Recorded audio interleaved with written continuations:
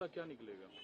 देखिए, आम लोग जो भी कहते हैं अंतिम में यही कहते हैं कि सूबे की सरकार, केंद्र की सरकार ठोस कदम उठाए और हमारे सारे खोए हुए जमीन जायदाद सब कुछ हमें वापस मिले। घर बार जमीन जायदाद सब कुछ हमें वापस मिले। इनका कहना है कि सदियों से हम लोग एक साथ एक ही इलाके में बसे हुए थे, पढ़ा लिखा किए, हमारी जिंदगी गुजारे, लेकिन धीरे धीरे सब कुछ बदलते जाते थे। ये यहाँ के मेती पीपल कहते हैं कि म्यांमार से ज्यादा बाहर के लोग आने लगे और हालात बिगाड़ने लगे।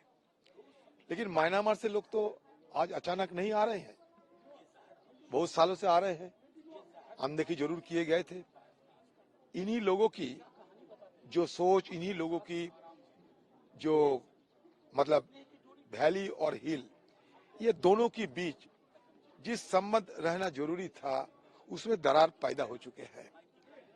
तो इस समय सूबे की सरकार और केंद्र की सरकार दोनों को मिलकर दोनों जो जाति है, खासकर मेती और इधर कुकी जो जो है, एक ग्रुप है कुकी जो चीन जो ग्रुप है, ये दोनों के अंदर इस तरीके की खाई बढ़ चुके हैं, दरार पैदा हो चुके हैं कि दोनों को मिलाना बड़ा मुश्किल होते जाएंगे अगर सरकार जल्द से जल्द कोई ठोस कदम ना उठाए। तो मैं इसलिए मेरा शंका व्यक्त कर रहे हैं क्योंकि आपको शायद ये जानकारी होंगे, मिजोरम में ये घटना घटी जहां मेती लोगों को कहा गया कि भाई मिजोरम से तुम निकाले जाओ, और उस जुलूस में मिजोरम की चीफ मिनिस्टर वो भी शामिल हुए थे।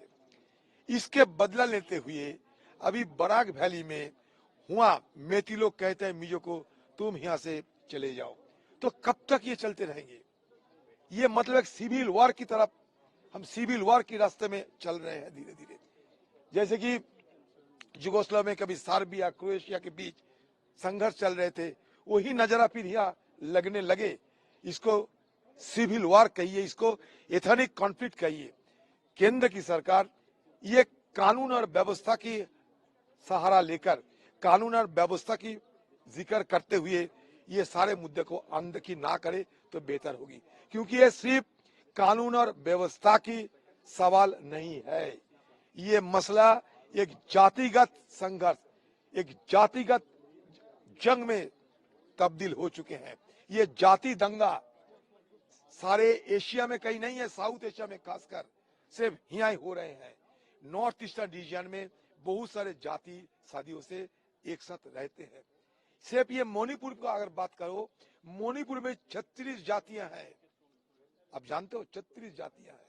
तो इस तरह के अपने अपने जाति के रक्षा करने के लिए गांव गांव में बंकर बने और 6-7 हजार हथियार जो लूटे गए हैं, उस हथियारों और लाखों की तादाद में बुलेट लेकर अपने गांव की रक्षा करने में जुटे, तो बाकी खेती बाड़ी पढ़ा लिखा कब होगी, नौकरी कब होगी?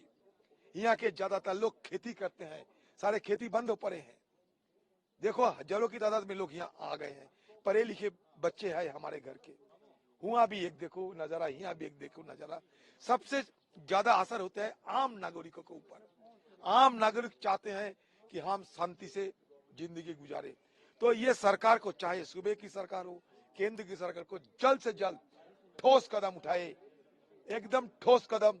से मुंह में बात करने से नहीं होगा, जुबानी दवाई से काम नहीं चलेगा, कोई ठोस कार्रवाई कीजिए। ये मैं सूबे की सरकार को, खास साथ साथ केंद्र की सरकार को भी ये गुहार लगाना चाहते हैं।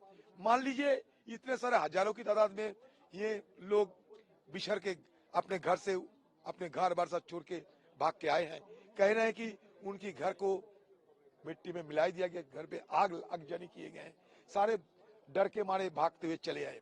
आज तक यहाँ के मुख्यमंत्री आने की उनका अवसर नहीं हुई। एक बार मुलाकात करने से क्या कोई आसमान टूट पड़ते? लोगों को भरोसा देने के लिए यहाँ के मुख्यमंत्री को इस समय, खतरे की समय, सबसे बड़ी बात है सबके साथ मिलना, सबके साथ अपना सलाह मशवरा करना जरूरी है। ये एक साइकोलॉजिकल एक ट्रीटमेंट भी होना चाहिए। ये हीलिंग टच होना चाहिए, कुछ नहीं होते यहाँ। सिर्फ कभी कभी एक दो टिप्पणी कर देते हैं, बस खत्म हो जाते हैं। जमीनी हकीकत कुछ अलग बयान करते हैं। जमीनी हकीकत यह है कि यहाँ आम लोग बड़े परेशानियों से जिंदगी गुजार रहे हैं, बड़े परेशानियों से आम लोग जिंदगी गुजार रहे हैं। हमारे घर की बच्चे, हमारी स्टूडेंट्स, सबके लिए बड़ा तकलीफ की ये वक्त आ गए हैं। बच्चे लोग पढ़ा लिखा नहीं कर पा रहे हैं, स्टूडेंट्स अपना कॉलेज नहीं जा पा रहे हैं। हिल और वैली में पूरा एकदम अलग अलग राष्ट्र बनते जा रहे हैं। लगता है कि हिल एक अलग देश है, प्लेन्स एक अलग देश है। ऐसा क्यों हो गए? ऐसा तो नहीं था हमारे यहाँ। सदियों से ये इलाका, यहाँ के आम लोग अपना बिरादरी सब खुशी से अपनी जिंदगी चैन से गुजरते थे। लेकिन क्या हो गया? हमको सुधारना पड़ेगा ही पड़ेगा।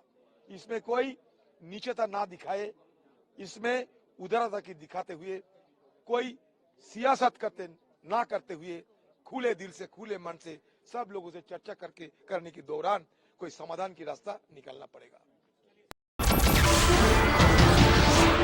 नमस्कार, मैं हूं मानक गुप्ता। अगर आपको हमारा ये वीडियो पसंद आया हो तो इसे लाइक और शेयर जरूर करें, और हां, हमें सब्सक्राइब और फॉलो करना ना भूलें ताकि आप देश और दुनिया की कोई खबर मिस ना करें। तो जुड़े रहिए हमारे साथ और देखते रहिए न्यूज़ 24।